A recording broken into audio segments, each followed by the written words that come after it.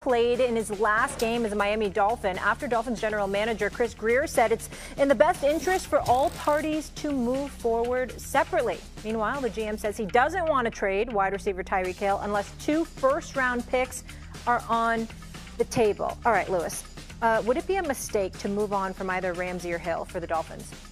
No, I'll say no only in this regard. Look, I love Jalen Ramsey. I've got to meet him, got to talk to him. Look, his positional versatility, his competitiveness, it's second to none.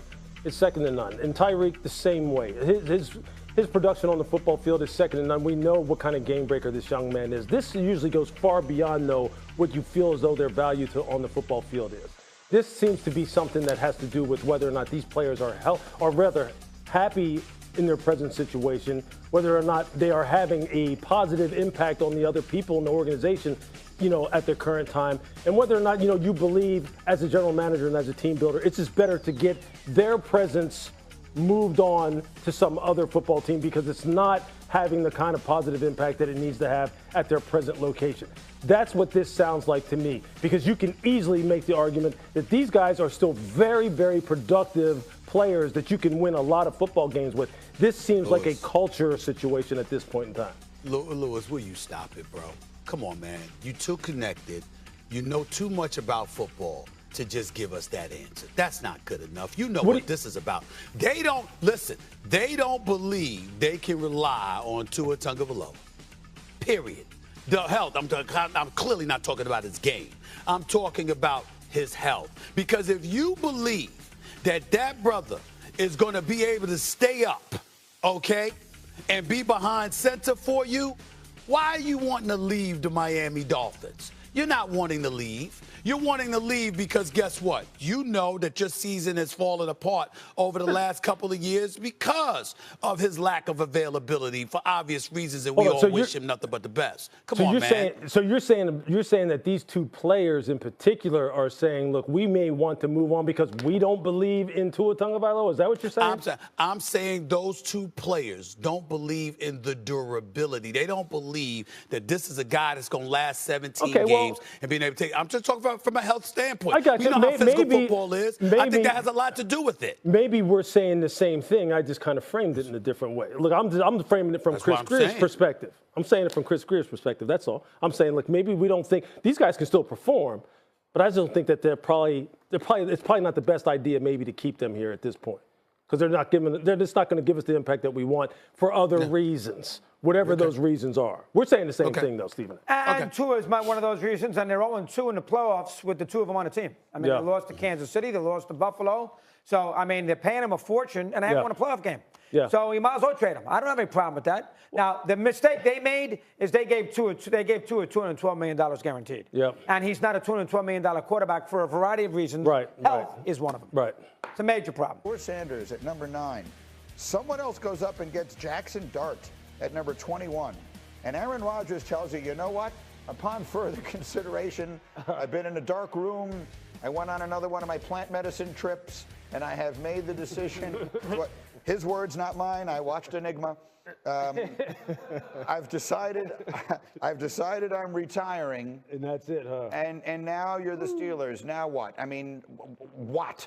Well, you know what? On the surface, it looks like that's pretty damn bad. Pretty bad, right? Yes. But there's a name on that graphic that's not there. What's the name? You know the name. You're going to tell me Tyler Shuck, aren't you? Absolutely right. You know what? And look, I think at this point in time, like in all seriousness, I think for Pittsburgh right now, if you're Omar Khan, if you're Mr. Rooney, if you're Mike Tomlin, you have to be operating right now with the idea being we may need to address quarterback early on, regardless of what Aaron tells us, whether he comes or he doesn't. Because this is not just about next year for them. I mean, look, this is a football team that you can't constantly be pushing things down the road saying, hey, you know what? We got to build the offensive line. We're going to get some more wide receivers. You got to get quarterback right.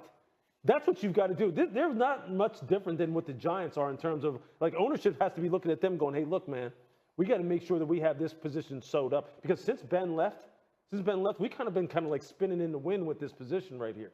We got to make sure that we are looking at this thing holistically, meaning both now in the short term with Aaron and in the long run. If we think there's a quarterback there that can be a decades-long guy, look, we already said sitting up here, we've already said that there's been GMs and coaches who have said Tyler Shuck's the best quarterback in the draft. Yeah.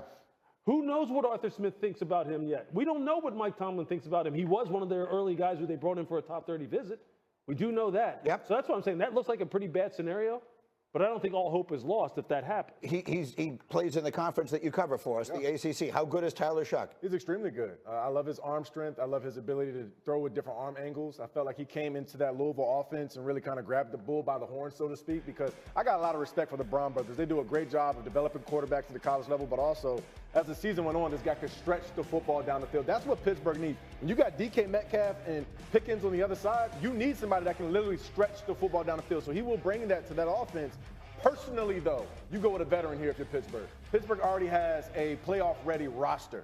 So I don't believe you necessarily go and get a guy in the first round, Lewis, and try to say, okay, we expect you to take us to the playoffs. Call Kirk Cousins if Aaron Rodgers isn't available and get him to come there and be your quarterback, and then maybe take one in the third round if you can. You got to talk them into it. No doubt, but I'm just saying it can happen. Talk to me, Steelers, Rodgers, what? Yeah, well, Rodgers, they're waiting on. I mean, like, to me, like, I don't know that Aaron Rodgers moves the needle dramatically for the Steelers this year, right? Like in terms of making them a Super Bowl contender based on what we've seen from Aaron Rodgers the last couple of years. So I think he's their best veteran option right now in their eyes.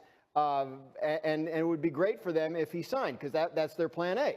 But in terms of the 21st pick, you know, if you're taking a guy that maybe is a second-round pick at 21 in the first round, you're doing it because you know you need to get this fixed for the long term. And in Pittsburgh's case, you don't have a second-round pick. Correct. You already traded that for DK Metcalf. So they may be the team that has to stretch because of how important it is for them to solve this. I think they need Rodgers desperately to play for them. Absolutely. They put themselves in a corner here. That is a veteran roster invested at positions like defensive end with TJ Watt and with guys like Minkah Fitzpatrick and Cam Hayward who are veteran guys, and that wide receiver room, it's not toxic yet. But you can't put a rookie in there, Tyler Shuck, and say, go deal with George Pickens and DK Metcalf and get them up. It's not happening. It's true. It's not happening. It's true. So you put yourself in this corner when you didn't re-sign Russell or you didn't sign Justin Fields and you said, we're going to wait on Rodgers. Well, the clock is ticking. I don't know what they're waiting for. I would love for Mr. Rooney to get back in front of the imagine. camera again now, like he was at the owners' meetings, where he was nice and cool and collected, and he was just like, hey, we're going to wait a little longer. It's going to be good. I'd like to hear what he If you're Omar Khan, is Rooney knocking on the door at 6 a.m. every day to be like, we have an answer? Do we have an answer? Every single day? No, I would be hard pressed to think that he's not. I mean, because this is really, this is just going on and on. And you're right, it's put him in a position where, are they going to really, if Aaron just decided, like, I'm done, come on now. You're not going to go into the season with just Mason Rudolph. I don't care who's in your wide receiver room. Let me pause on this for a minute. We have much more coming on it. The Giants are having a private workout with Shedeur Sanders tomorrow in Colorado. We'll tell you why that may say much more about the team than it does about the quarterback. We'll get to that, but first it's the heavyweight showdown everyone's waiting for. It is Hembo versus Graziano. Here we go. Who was the last New York